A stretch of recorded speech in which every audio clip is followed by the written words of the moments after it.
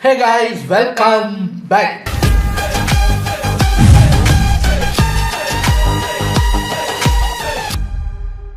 இன்னைக்கு நம்ம Friday films தமிழ்ல இருந்து ஒரு வீடியோ பார்த்தேன். அருமையான டாபிக், அதை எடுத்துட்டு வந்திருக்கேன். த 8 பெஸ்ட் இன்டர்வல் பிளாக்ஸ் இன் தமிழ் சினிமா. தமிழ் சினிமாவில் இவ்வளவு படங்கள்ல பெஸ்ட் இன்டர்வல் பிளாக்ஸ் அப்படிங்கிறது நிறைய இருக்கு. அதுல இவர் 8 செலக்ட் பண்ணியிருக்காருல, எவ்வளவு கஷ்டமா இருந்திருக்கும். எனக்கு ரொம்ப பிடிச்ச ஒரு இன்டர்வல் பிளாக் அப்படின்னா டக்குன்னு ஞாபகத்துக்கு வருது 2 படம். அதில் தம்ப்நெயில்ல அந்த 2மே இருக்குன்னு நினைக்கிறேன். இவரோட தம்ப்நெயில்ல ஒன்று துப்பாக்கி பட கிளைமேக்ஸ். எனக்கு அந்த கிளைமேக்ஸ் தான் இன்டர்வல் எனக்கு ரொம்ப பிடிச்சிருந்தது. ஷூட் அப்படின்னு ஒரே தரத்தில் 12 பேரை சுடுவாங்கல்ல, அந்த இடத்துல இன்டர்வல் போட்டாங்க. எனக்கு அது ரொம்ப ரொம்ப பிடிக்கும். அடுத்தது நான் பார்த்ததுல, அது நான் தியேட்டரில் பார்க்கல, சிடி வாங்கி தான் பார்த்தேன். எனக்கு ரொம்ப பிடிச்ச இன்டர்வல் பிளாக் வந்து உரியடி படத்தோட இன்டர்வல் பிளாக். அந்த ஃபைட்டு செம்ம ரியலிஸ்டிக்காக நல்லா இருக்கும். அந்த தகிடங்கிற அந்த பிஜிஎம்மோட வந்து அப்படியே ஒருத்தனை போட்டு அட்டிக்கும் போது அங்கே பிளாக் அவுட் பண்ணி இன்டர்வல் போடுவாங்களா, செம்மையாக இருக்கும். இந்த ஃபாரின் படங்கள்லாம் அவங்களுக்கு இன்டர்வல் கலாச்சாரமே கிடையாது. நம்ம தான் இங்கே 2.5 மணி நேரம் படத்தை 2ஆக பிரித்து அதுக்கு இன்டர்வல் ஹைன்னு ஒன்று கொடுத்து நல்லா இருக்கும். சரி, இதில் எது லிஸ்ட்டில் வருது அப்படிங்கிறத பார்ப்போம். இது ஒரு 13 மினிட்ஸ் வீடியோ இருந்தாங்க, டக்குன்னு பார்த்துட்டு போயிடலாம்.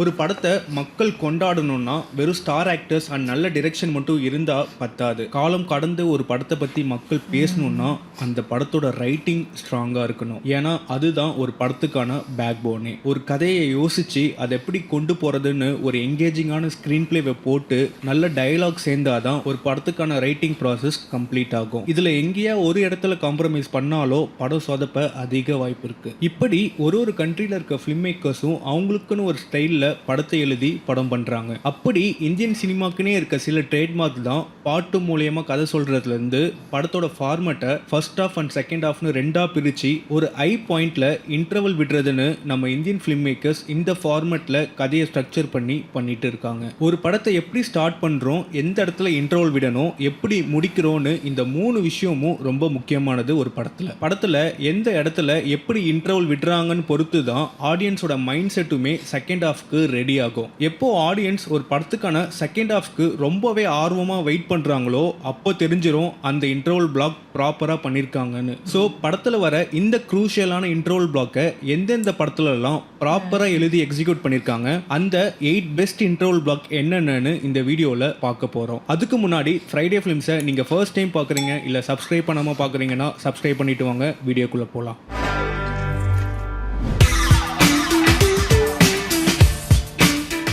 இந்த லிஸ்ட்டில் ஃபர்ஸ்ட் பார்க்க போகிற படம், இப்போ வர பாதி படத்துக்கு மேலே இந்த படம் தான் ஒரு முன்னோடினே சொல்லுவேன். இந்த படத்தோட டெம்ப்ளேட்டை வச்சு தான் இப்போ வர மோஸ்ட் ஆஃப் த படத்தை பண்ணியிருக்காங்க. அது வேற எதுவும் இல்லை, 1995 ரிலீஸ் ஆன சூப்பர் ஸ்டாரோட பாஷாவோட இன்டர்வல் அண்ட் அந்த படத்தோட ஸ்க்ரீன் பிளே இப்போ ஒரு டெக்ஸ்ட் புக்காகவே இருக்குன்னே சொல்லுவேன். பேட்ட, ஜெயிலர், லியோன்னு இந்த படம் எல்லாமே பாஷாவை தான் ஒரு ப்ளூ பிரிண்டாக வச்சு எடுத்திருப்பாங்க. ஃபர்ஸ்ட் ஹாஃப்ல இப்போ நம்ம நிறையா படம் பார்த்துட்டோம், உலக சினிமாலாம் பார்த்துட்டோம். அந்த இன்டர்வல் ஹை பாயிண்ட்னு சினிமாவை பற்றி நிறைய நாலேஜ் இருந்து போய் நம்ம பார்க்குறோம். 95ல் அதெல்லாம் இல்லைங்க, ஒரு படம் அவ்வளோதான் அப்படின்னு பார்க்குற அந்த ஆடியன்ஸுக்கு ஜஸ்ட் இமேஜின் சூப்பர் ஸ்டார் இருந்த கிரேஸுக்கும் பாஷா படம் அப்படியே போய் அந்த இன்டர்வலில் வந்து அப்படியே நிற்கும் போது அப்போ இருக்கிற ஆடியன்ஸோட ஃபீல் எப்படி இருந்திருக்கும்ல, எப்பா சா அப்படிங்கிற மாதிரி இருந்திருக்கும். நல்லா இருக்கும். ஒரு அண்டர் டாகா எந்த ஒரு பிரச்சனைக்கும் போகாம, பிரச்சனை ஏதாவது வந்தாலும் அமைதியா இருந்துட்டு அங்கங்க சின்னதா ஒரு ஐப் கொடுத்துட்டு இன்டர்வல்ல அவரோட நிஜ ஃபேஸை ரிவீல் ஆகும்போது பயங்கரமா ஒர்க் அவுட் ஆச்சு பாஷால. அதுக்கு முக்கியமான காரணம் ஆடியன்ஸ் கிட்ட ஒரு கியூரியாசிட்டியை பில்ட் பண்ணதுதான். படத்துல மட்டும் இல்லாம ஆடியன்ஸ் கிட்டயும் இந்த கேள்வி வந்துச்சு படம் பார்க்கும் போது, யார் இவரு? அதுதான் இந்த சக்சஸ்க்கான காரணமே சொல்லுவேன். ஃபர்ஸ்ட் ஹாஃப்ல சூப்பர் ஸ்டாரை அசிங்கப்படுத்தும் போது, அவரை கட்டி போட்டு அடிக்கும் போது ஆடியன்ஸ் எல்லாருமே எதிர்பார்த்தது எப்போ திருப்பி கொடுக்க போறாருன்னு. அது கரெக்டா இன்டர்வல் பிளாக்ல வரும்போது கரெக்டா செட் ஆயிடுச்சு. ஒரு மேசிவான ரிவீலா அமைஞ்சது படத்துல. டைரக்டர் சுரேஷ் கிருஷ்ணாக்கு கிரெடிட் கொடுத்தே ஆகணும். அவர் கிரியேட் பண்ண இந்த ப்ளூ பிரிண்ட் தான் இன்னைக்கு அதை பேஸ் பண்ணி அந்த பேட்டர்ன்ல படங்கள் வந்துட்டு இருக்கு. எத்தனை பெஸ்ட் இன்டர்வல் பாக்ஸ் வந்தாலுமே பாஷாக்கு தனி இடம் கண்டிப்பா எப்பவுமே இருக்கும். அதை யாராலையுமே மாற்ற முடியாது. 100 தடவை சொன்ன மாதிரி அடுத்து இந்த லிஸ்ட்ல பயங்கரமான இன்ட்ரோல் பிளாக் இருக்க படம் 2014 ரிலீஸ் ஆன கார்த்திக் சுப்ராஜோட ஜிகர்தண்டா. பொதுவா இன்ட்ரோல் பிளாக்ல ஒரு ஷாக்கிங் இல்ல ரிவீலிங் இன்சிடென்ட்டை வச்சு தான் முடிப்பாங்க. பட் ஜிகர்தண்டால ட்விஸ்ட்டுக்கு மேல ட்விஸ்ட்டை ஃபோர்ஸ்டா இல்லாம நேச்சுரலா பில்ட் பண்ணது தான் இந்த இன்ட்ரோல் பிளாக் ஐகானிக்கா அமைஞ்சதுக்கு காரணமே. ப்ரீ இன்டர்வல் வரைக்குமே எல்லாமே ஹீரோட கண்ட்ரோல்ல தான் இருக்கும். சேது அண்ட் கேங் அவங்க எல்லாம் நான் தியேட்டரில் பார்க்கும்போது பெரிய க்ரௌட் இல்லை அப்போ. ஏன்னா அந்த படம் வந்து ஒரு 2-3 வீக்ஸ் ஆனதுக்கப்புறம் தான் நான் போய் பார்த்தேன். தனியாக இருந்து பார்க்கும்போது கூட அந்த ஆடியன்ஸோட அந்த நாய்ஸ் எதுவும் இல்லாமையே அந்த கூஸ்பம் மொமெண்ட் வந்தது. அதை நான் ஃபீல் பண்ணேன். அப்போ நான் யோசித்தேன், ஓஹோ கதை ஸ்ட்ராங்காக இருந்தால் அந்த ஆடியன்ஸோட அந்த கத்தல் சத்தம் அது இல்லாமல் கூட கூஸ்பம்ஸ் வருமா அப்படின்னு ஃபீல் பண்ண வச்ச படம் இது. அப்படியே ஹீரோ போகிறாரு எல்லாம் பண்ணிக்கிறாருன்னு பார்த்தா ஹீரோ தப்பிச்சு ஓட போகும்போது வீட்டு வாசலில் வந்து நிற்பாங்க, மழை பெய்யும், அப்படியே வச்சுக்கிட்டு நிற்பாங்களா. அந்த அந்த ஃப்ரேமு அட்டகாசம். எனக்கு எங்கேயாவது படத்தில் மழை பெஞ்சா எனக்கு ரொம்ப பிடிக்கும். அது இன்டர்வலில் வச்சாங்க பாருங்க, மழையில் அடிப்பொலி.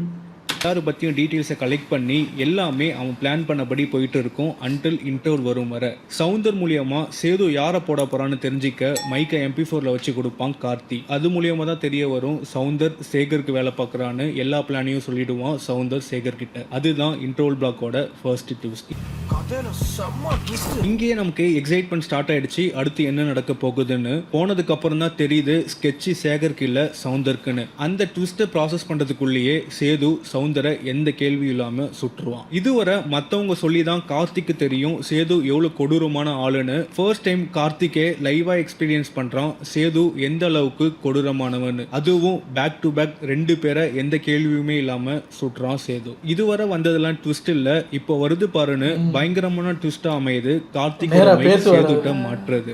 யாருமே இதை எக்ஸ்பெக்ட் பண்ணிருக்க மாட்டோம். இங்க இருந்து கதை கம்ப்ளீட்டா ஷிஃப்ட் ஆகுது. ஒரு கதையை ரெடி பண்றதுக்காக வந்த ஹீரோ இப்போ அவனோட கதையே ஒரு படமா எடுக்கிற அளவுக்கு இன்ட்ரெஸ்டிங்கா ஆயிடுச்சு. இந்த பாயிண்ட் வரதுக்கு முன்னாடி சேதுவோட ரேடார் வெளியே இருந்த கார்த்திக் இப்போ சேதுவோட ரேடார் உள்ள வந்துட்டான். மாட்டுனா கண்டிப்பா சாவுதான்னு ஓடுறாங்க கார்த்தியும் ஊரணியும். எப்படியாவது தப்பிச்சு ஊருக்கு போயிடுவான்னு நம்ம எல்லாருமே நம்பிட்டு உட்காந்து இருக்கும் போது தான் சேதுட்ட மாட்டுறாங்க. கொஞ்ச நேரத்துக்கு முன்னாடி தான் எந்த கேள்வியுமே இல்லாம 2 பேரை சுட்டு தள்ளினா சேது. இப்போ அதே கன் பாயிண்ட்ல நிக்கிறான் கார்த்திக். ஃபயரிங் சவுண்ட்ல விடுறாங்க இன்டர்வல்ல. One of the properly written interval பிளாக்ல ஒன்று தான் ஜிகர்தண்டா. எங்கேயுமே இன்டர்வல் வரப்போது ஸோ ஏதாவது ஒரு ட்விஸ்ட்டை காமிச்சு விட்டுலான்னு இல்லாம ப்ராப்பரா ஸ்டார்டிங்ல இருந்து எல்லாத்தையும் டேக் ஆஃப் பண்ணி இன்டர்வல்ல லேண்ட் ஆயிருக்கும். ஜிகர்தண்டாவோட இன்டர்வல் பிளாக்ல 3 இன்ட்ரெஸ்டிங்கான பார்க்காத விஷயம் நடக்குது. ஒன்னு, சிங்கம் மாதிரி இருக்க சேதுவை அவனுக்கே தெரியாம வேட்டையாடிட்டு இருந்த கார்த்திக் சிங்கத்துக்கிட்ட மாட்டிக்கிறான். 2வது, ஒரு இன்ட்ரெஸ்டிங்கான கதைக்காக தேடி வந்த கார்த்திக் இப்போ அவன் கதையே இன்ட்ரெஸ்டிங்கா மாறுது. 3வது, இது எல்லாத்தையுமே தாண்டி இன்ஃபர்மேஷன் கலெக்ட் பண்ண வந்த கார்த்திக் இப்போ அவனோட உயிரையே காப்பாத்திக்க ஓடணும். இந்த 3 விஷயம் தான் ஜிகர்தண்டா படத்தோட இன்டர்வல் பிளாக்ல ஆர்கானிக்கா நடக்குது. அதனால தான் இந்த படத்தோட இன்டர்வல் பிளாக் ஒரு ஐகானிக்கா இருக்கு. இந்த லிஸ்ட்ல அடுத்த படம் 2012 வந்த துப்பாக்கி. தளபதி விஜய் அவரோட கரியர்ல நடிச்ச படங்கள்லயே பெஸ்ட் இன்டர்வல் பிளாக் எதுன்னு கேட்டா யோசிக்காம சொல்லுவேன் துப்பாக்கின்னு. துப்பாக்கியோட இன்டர்வல் பிளாக் ஐகானிக்கா அமைஞ்சதுக்கு ஒரே காரணம் அந்த 12 month ஷூட் அவுட் சீன் தான். இதுவரை நம்ம பார்க்காத எக்ஸ்பீரியன்ஸ் பண்ணாத ஒரு மாஸ் சீனை அழகா எழுதி எக்ஸிக்யூட் பண்ணிருப்பாரு AR முருகதாஸ். படம் பார்க்கும்போது நமக்கே தெரியாது ஜெகதீஷோட பிளான் என்னன்னு. நம்மளும் அந்த 11 பேர்ல ஒருத்தவங்களா தான் அவங்க கூட டிராவல் பண்ணுவோம். கடைசியில பேக்ல கன்னு இருக்கு ஷூட் பண்ணணும்னு சொல்லும் போது யாருமே எக்ஸ்பெக்ட் பண்ணாதது நடந்துச்சு. நல்ல ஒரு தியேட்ரிக்கல் மொமெண்டா அமைஞ்சது. இன்னொரு ஹைலைட் பண்ண வேண்டிய விஷயம், யூசுவலா இன்ட்ரோவல்ல ஹீரோ வில்லன் கிட்ட ஏதாவது ஒரு இக்கட்டான சிச்சுவேஷன்ல மாட்டிக்கிற மாதிரி இருக்கும், இல்ல ஏதாவது ஒரு ஓர்ஸான சிச்சுவேஷன்ல மாற்ற மாதிரி தான் இருக்கும். அப்படிதான் ஸ்கிரீன் பிளேவும் பண்ணுவாங்க. பட் இங்க ஹீரோ சக்சஸ்ஃபுல்லா மிஷனை முடிக்கிறாரு, வில்லன் தோக்குறான். இன்டர்வல்ல தான் for the first time hero and villain 2 பேருமே பேசிக்கவே செய்றாங்க. அந்த ஒரு மொமெண்ட் ஒரு ஐய கொடுத்துச்சு. ஹீரோ என்ன பண்ண போறான்றதை விட வில்லன் என்னெல்லாம் பண்ண போறான்னு ஒரு பயங்கரமான பயத்தை கொடுத்துச்சு. இந்த 2 புது எக்ஸ்பெரிமெண்ட் தான் துப்பாக்கி படத்தோட இன்டர்வல் ஒரு ஐகானிக்கா மாறினதுக்கு காரணம்னே சொல்லுவேன். அது மட்டும் இல்லாம கத்தி மாஸ்டர்னு துப்பாக்கி படத்தோட ஸ்டைல்ல தான் இந்த படங்களோட இன்டர்வல்லையுமே பண்ணியிருந்தாங்க. துப்பாக்கி படத்துக்கு அப்புறம் ஐ எம் வெயிட்டிங் அப்படிங்கிறது மக்கள் அவங்க டே டு டே லைஃப்ல ஃப்ரீக்வெண்டா யூஸ் பண்ற ஒரு ஃப்ரேஸாவே மாறிடுச்சு. இந்த லிஸ்ட்ல அடுத்த படம் என்னன்னா 2011 ரிலீஸ் ஆன மங்காத்தா. அஜித் குமாருக்கு மங்காத்தா அவர் கெரியர்ல ஒரு முக்கியமான படமா அமைஞ்சது. அதுக்கு முக்கியமான காரணம் இந்த படத்துக்கு அப்புறம் தான் அவருக்கு இருந்த ஃபேன் ஃபாலோயிங் டபுள் ஆச்சுன்னே சொல்லலாம். பர்டிகுலரா சொல்லணும்னா யங்ஸ்டர் எல்லாரையுமே பிடிச்சாரு இந்த படம் மூலியமா. ஏகே இந்த படத்துல ஒரு கம்ப்ளீட் சேஞ்ச் ஓவர்ல வந்திருப்பாரு. லுக் வைஸ் மட்டும் இல்லாம கேரக்டராவே வேற மாதிரி வந்திருப்பாரு. அதுவரை ஹீரோவா வந்த அஜித் குமார் ஒரு வில்லனா வந்தாரு மங்காத்தால. என்னதான் பாலி படத்துல அவர் முன்னாடியே வில்லனா பார்த்திருந்தாலும் மங்காத்தால முழுக்க ஒரு டார்க் ஷேட்ல வந்தது புதுசாவே இருந்துச்சு. கண்டெய்னரை மாத்தி பணத்தை அடிச்சது ஒரு வில்லனோட மைண்ட் எப்படி இருக்கும்னு காமிச்சது. அந்த மாஸ்டர் மைண்டே எப்படி வில்லத்தனமா யோசிக்கும்னு காமிச்சது அடுத்து வந்த விநாயகோட மோனலாக் சீன். அந்த மோனலாக் சீன் முடியும் போது விநாயகோட ஈவில்னஸ் எந்த அளவுக்கு இருக்கும்னு நம்ம பார்த்தோம். அந்த பாயிண்ட்ல தான் இன்டர்வல் வேற மாதிரி இருந்துச்சு. முக்கியமா இதுக்கு முன்னாடி பார்க்காத அஜித் குமாரை பார்த்தோம் அந்த பாயிண்ட்ல. அதுவே ஒரு பெரிய சர்ப்ரைஸ் மங்காத்தாவோட இன்டர்வல் பிளாக்குக்கு. எந்த டியர் 1 ஆக்டர் இந்த மாதிரியான கதையை சூஸ் பண்ணுவாங்கன்னு எனக்கு தெரியல. பட் ஏகே செலக்ட் பண்ணி பண்ணது ஒரு தனி தைரியம் வேணும். அந்த முடிவு அவர் கெரியர்லயே முக்கியமான படத்தை கொடுத்துச்சு அவருக்கு. எனக்கு ஏகேயோட கெரியர்லயே பெஸ்ட் இன்ட்ரோல் பிளாக் எதுன்னு கேட்டா மங்காத்தாவை தான் சொல்லுவேன். உங்களுக்கு எது பிடிக்கும்ன்றத கமெண்ட்ல சொல்லுங்க. இந்த லிஸ்ட்ல அடுத்த படம் விஜயகுமாரோட உரியடி. ஊரை விட்டு வெளியூருக்கு படிக்க வந்த பசங்களோட லைஃப் எப்படி இருக்கு, அந்த ஊருக்குள்ள நடக்கிற ஜாதி அரசியல் இவங்களை எப்படி அஃபெக்ட் பண்ணுதுன்னு எல்லாத்தையுமே ரியலிஸ்டிக்கா காமிச்சிருப்பாரு விஜயகுமார். நிறைய பேருக்கு இந்த படத்தோட இன்ட்ரோல் பிளாக் ஃபேவரட்டா இருக்கு. அதுக்கு ரெண்டே காரணம் தான் இருக்கு. ஃபர்ஸ்ட் காரணம் என்னன்னு பாத்தீங்கன்னா அந்த ஃபைட் சீனை கொரியோகிராஃப் பண்ண விதம். இப்போ வர மாதிரி ஹீரோக்கு ஹை ஸ்பீட் ஷாட் வச்சு அடிச்சா ரிவர்ப் சவுண்டோட ஃபைட் சீன் இல்லாம ரியலிஸ்டிக்கா ஒரு பார்ல சண்டை நடந்தா எப்படி இருக்குமோ அதே மாதிரி எடுத்திருப்பாங்க உரியடியில. ஒரு சண்டை நடக்கிற சிசிடிவி ஃபுட்டேஜ் நம்ம போன்ல பார்க்கும்போது எப்படி இருக்குமோ அதே மாதிரி லைவா காமிச்சிருந்தாங்க உரியடியோட இன்டர்வல் பிளாக். ரெண்டாவது ரீசன் ஏன் இன்டர்வல் பிளாக் பெஸ்ட்னா அந்த சீன்ல வந்த பிஜிஎம். படத்தோட பிஜிஎம் அந்த சீனை அடுத்த கட்டத்துக்கு எலவேட் பண்ணிடுச்சுன்னே சொல்லலாம். இந்த பிஜிஎம் இல்லாம இருந்திருந்தா கண்டிப்பா இந்த சீன் இந்த அளவுக்கு வந்திருக்காது. ஸோ இந்த இன்ட்ரோல் பிளாக் பெஸ்டா வந்ததுக்கு இந்த ரெண்டு விஷயம் தான் காரணம். அடுத்தது எனக்கு இன்னொன்று பிடிக்கும், நாடோடிகள். நான் அந்த சம்பவ சிவசம்பவ பாட்டுக்காகவே அந்த இன்டர்வெல்ல ஒரு அந்த பஸ்ஸில் இருந்து ஏற்றி அனுப்புவார். அதுக்காகவே அந்த படத்தை 5 வாட்டி அடுத்தடுத்த நாள் இந்தியாவில் போய் பார்த்துருக்கேன் தியாகராஜா தியேட்டரில். அட்டகாசமாக இருக்கும். இன்டர்வலுக்கு முன்னுக்கு அந்த ப்ரீ இன்டர்வலில் வந்து அந்த பாட்டை போடுவாங்க, கடத்துவாங்க. கடத்தினதுக்கப்புறம் ஒருத்தருக்கு காலோடையும் காது போகும், ஒருத்தருக்கு இதில் கீறி விட்டுருவாங்க, கண்ணு வீங்கிடும். அதோடு போய் கல்யாணம் பண்ணி வச்சுட்டு வந்து அங்கேயும் வந்துடுவாங்க. போய் பஸ்ஸில் ஏற்றி விட்டுட்டு போன்ட்டு அப்படியே நிற்பார். பைக்கில் எடுத்து போகிறதுக்கு அப்படி நிற்பார். அந்த இடத்துல இன்டர்வல் போகும்போது அதுக்கு முன்னாடி அந்த இன்டர்வல் எப்படி இருந்ததுன்னா, எப்போ கொஞ்சம் இருக்கப்பா, அப்பா என்ன சார் ஒரு 20-25 நிமிஷம் சும்மா அந்த பாட்டையும் போட்டு ஒரு மூச்செடுக்க வச்சுருப்பாங்க. கண்டிப்பாக இந்த இடத்துல ஒரு இன்டர்வல் விடுங்க அப்படின்னு கத்துற அளவுக்கு போட்டு உழப்பி எடுத்துருவாங்க. இன்டர்வல் வச்சே ஆகணும், நாங்கள் ஒன்றுக்கு போய் வந்து கொஞ்சம் மூச்சு விடணும், அந்த அளவுக்கு இன்டர்வல் வச்சே ஆகணும்னு ஆடியன்ஸ் கேட்குற அளவுக்கு ஒரு இன்டர்வல் பிளாக்னா நாடோடிகள் தான். விஜயகுமார் ப்ராமிசிங்கான writer cum director. Soorarai Pottru படத்துக்கும் டைலாக்ஸும் எழுதியிருக்காரு. அடுத்து அவரே டிரெக்ட் பண்ணி அவரே நடிச்சார்னா அவரோட பிரேக் கிடைக்கும்னு நம்புறேன். இந்த லிஸ்ட்ல அடுத்த படம் எஸ்டிஆரோட மாநாடு. பல வருஷத்துக்கு அப்புறம் பல தடங்களுக்கு அப்புறம் மாநாடு எஸ்டிஆருக்கு ஒரு கம்பேக் படமா அமைஞ்சது. வெங்கட் பிரபு எப்படி அஜித் குமாருக்கு ஒரு மங்காத்தா கொடுத்தாரோ எஸ்டிஆருக்கு ஒரு தரமான செய்கையா மாநாடு படத்தை கொடுக்கிறாரு. என்னதான் மாநாடு படத்துக்கு முன்னாடியே டைம் டிராவல் டைம் லூப் கான்செப்ட்ல நிறைய படங்கள் வந்திருந்தாலும் மாநாடுல வெங்கட் பிரபு டைம் லூப் கான்செப்டை வச்சு புதுசா ஒரு கதையை முக்கியமா எல்லாருக்குமே புரியுற மாதிரி ஒரு படத்தை கொடுத்தாரு. மாநாடு படத்தோட இன்ட்ரோல் பிளாக் ஒரு அன்எக்ஸ்பெக்டடான ட்விஸ்ட்னே சொல்லுவேன். நிஜமா படம் பார்க்கும்போது யாராலையுமே கெஸ் பண்ணிருக்கவே முடியாது. ஃபர்ஸ்ட் ஹாஃப்ல எஸ்டிஆருக்கு மட்டுமே டே லூப்ல இருந்துச்சு. ஒரு டைமுமே சிஎம் காப்பாற்ற ட்ரை பண்ணும்போது தான் அவருக்கே ஆக்சுவலா என்ன நடக்குது, ஆப்போசிட் சைட்ல இருந்து அவங்க என்னெல்லாம் பிளான் பண்றாங்கன்னு தெரிய வருது. இன்டர்வல் பாயிண்ட்ல தான் எஸ்டிஆருக்கே ஒரு ஃபுல் ஐடியா கிடைக்குது இங்க என்ன நடந்துட்டு இருக்குன்னு. சோ இப்போ நானே செத்துட்டு திரும்ப வந்து எல்லாத்தையும் ஸ்டாப் பண்றேன்னு போவாரு. அப்போதான் யாருமே எக்ஸ்பெக்ட் பண்ணாதது நடக்குது. எஸ்ஜே சூர்யாவும் லூப்குள்ள வந்துட்டாருன்னு ரிவீல் ஆகிற அந்த விஷயம். ஃபர்ஸ்ட் ஆஃப் ஃபுல்லாவே எஸ்டிஆருக்கு மட்டுமே டே லூப்ல போயிட்டு இருந்துச்சு. இப்போ அவருக்கு எப்படி ஆகுதோ அதே மாதிரி எஸ்ஜே சூர்யாவுக்கும் நடக்க ஆரம்பிக்குது. ஆக்சுவலா எஸ்ஜே சூர்யாவுக்கு ஆல்ரெடி ஃபர்ஸ்ட் ஹாஃப்லயே லூப் ஸ்டார்ட் ஆயிருக்கும். பட் அது நமக்கு தெரியாது. ஆடியன்ஸ்க்கு கரெக்டா அந்த இன்ட்ரோல் பாயிண்ட்ல தான் ரிவீல் பண்றாங்க. ப்ராப்பரான இன்ட்ரோல் பிளாக்கா அமைஞ்சது அந்த ஒரு மொமெண்ட். இப்பதான் நானே நோட்டீஸ் ரிலீஸ் பண்ணுறேன். வெங்கட் பிரபுவோட படமே 2 வந்துடுச்சு, மங்காத்தா அண்ட் மாநாடு. வெங்கட் பிரபு தான். அடுத்த படத்தோட அப்டேட்காக வெயிட்டிங்கில் இருக்கு. பெஸ்ட் இன்டர்வல் பிளாக் லிஸ்ட்டில் அடுத்த படம் 2016 ரிலீஸ் ஆன விக்ரம் குமாரோட 24. ரீசெண்டாக 24 ஒரு ரீவாட்ச் போட்டேன். சீரியஸாகவே எனக்கு புரியல ஏன் இந்த படத்தை மக்கள் கொண்டாடாம விட்டாங்கன்னு. படத்தில் மேக்கிங்ல இருந்து எல்லாமே எக்ஸ்ட்ராடினரியாக இருந்துச்சு. அப்போவே சிஜிஐ விஎஃப்எக்ஸ்னு எல்லாமே ஃப்ளாலெஸ்ஸாக பண்ணியிருந்தாங்க 24ல். இந்த படத்துக்கான ப்ராப்பர் ரிசப்ஷன் கிடைக்காதது வருத்தம் தான். ஒரு நல்லா இல்லாத படத்துக்கு ரெஸ்பான்ஸ் வரலன்றது ஓகே, பட் எல்லாமே பக்காவாக பண்ணி இப்படி நடக்கும்போது அந்த வழியே வேற. இட்ஸ் ஓகே, இப்போ ஒன்றுமே பண்ண முடியாது. இப்போ படத்தோட இன்ட்ரோல் பிளாக்குக்கு வருவோம். படம் ஸ்டார்டிங்லேருந்து ப்ரீ இன்ட்ரோல் வர ஜாலியாக அந்த வாட்சை யூஸ் பண்ணிட்டு இருந்த மணி,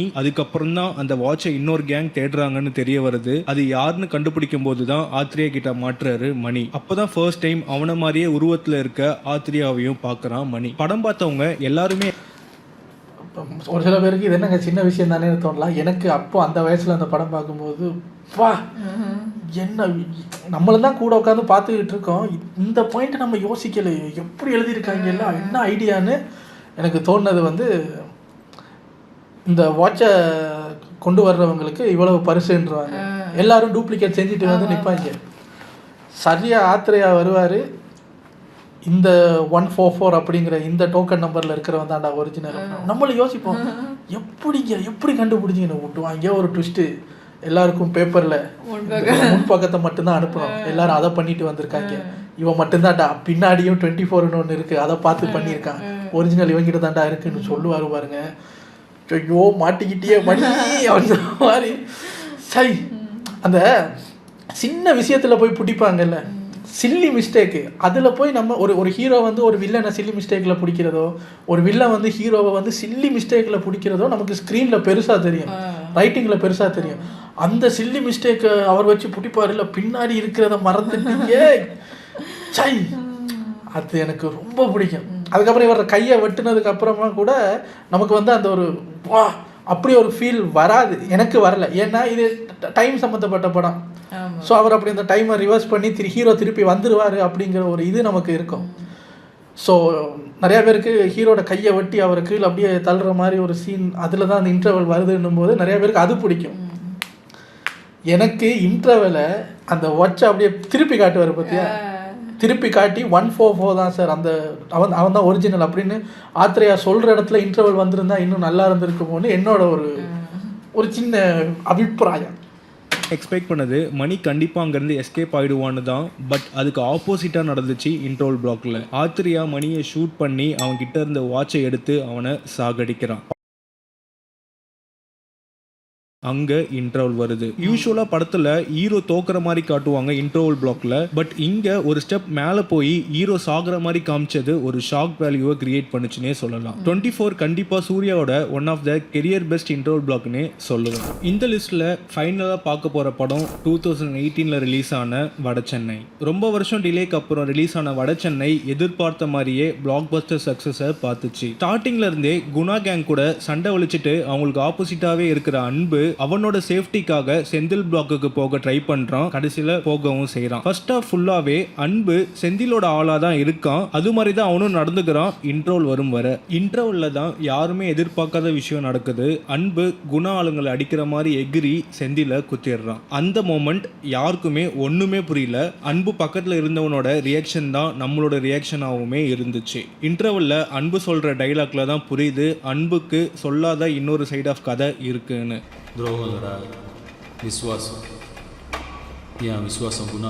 ஃபர்ஸ்ட் ஆஃப் ஃபுல்லாக அன்பு செந்தில மட்டும் ஏமாத்தல, நம்மளையும் சேர்த்து தான் ஏமாத்திருக்கான். இந்த ட்விஸ்ட்டை சத்தியமாக யாருமே எக்ஸ்பெக்ட் பண்ணியிருக்க மாட்டோம். அதுக்கப்புறம் தான் புரிஞ்சுது இது எல்லாமே குணா அண்ட் அன்புவோட மாஸ்டர் பிளான்னு. வெற்றிமாறன் பண்ண சம்பவத்திலேயே பீக்கான சம்பவம்னே சொல்லலாம் வட சென்னை. இந்த வீடியோவில் இதுவரை வந்து தமிழ் படங்களில் எதுலலாம் பெஸ்ட் இன்ட்ரோவல் பிளாக் இருந்துச்சுன்னு பார்த்தோம். தமிழ் படம் மட்டும் இல்லாமல் அதர் லாங்குவேஜ் மூவிஸும் நீங்கள் பார்க்கணுன்னு ஆசைப்பட்டீங்கன்னா பார்ட் 2ன்னு கமெண்ட் பண்ணுங்கள். அதிக கமெண்ட் வந்துச்சுன்னா பார்ட் 2 பண்ணிடலாம். உங்களுக்கு எந்த படத்தோட இன்ட்ரோல் பிளாக் ஃபேவரட்னு கமெண்ட்ல சொல்லுங்க. இந்த வீடியோ உங்களுக்கு பிடிச்சிருக்கும் நம்புறேன். அப்படி பிடிச்சிருந்தா லைக் பண்ணிடுங்க, பிடிக்காட்டி ஏன் பிடிக்கலன்னு கமெண்ட்ல சொல்லுங்க, நான் மாத்திக்க ட்ரை பண்றேன். இந்த மாதிரியான வீடியோஸ் நீங்க மறக்காம பார்க்கணும்னா ஃப்ரைடே ஃபிலிம்ஸ் தமிழை மறக்காம சப்ஸ்கிரைப் பண்ணிடுங்க. அடுத்த வீடியோல மீட் பண்ணலாம். நிறையா இந்த இன்ட்ரோல் பிளாக் சூப்பராக இருந்தது அப்படிங்கிறதுல எட்டுக்குள்ளே அடக்கிறதுலாம் ரொம்ப கஷ்டம். நிறையா இருக்குது. பட் பரவாயில்ல, நீங்கள் பெஸ்ட் ஆஃப் த பெஸ்ட்டை தான் செலக்ட் பண்ணி கொண்டு வந்திருக்கீங்க. நல்லா இருந்தது அது, நல்லா இருந்தது. அது எப்படி என்ன ஃபீல்னு தெரியல. அதை சினிமாவை பற்றி பேசும்போது, அந்த இன்ட்ரோல் பிளாக்கை பற்றி பேசும்போதெல்லாம் நைஸ். தோண்டி பார்த்தா இன்னும் நிறையா வரும். உங்களுக்கு எதெல்லாம் ஃபேவரட் இன்ட்ரோல் பிளாக்குன்னு கமெண்ட் செக்ஷனில் சொல்லுங்கள். உங்கள் அடுத்த வீடியோவில் வந்து சந்திக்கிறேன். Take care. பாய்.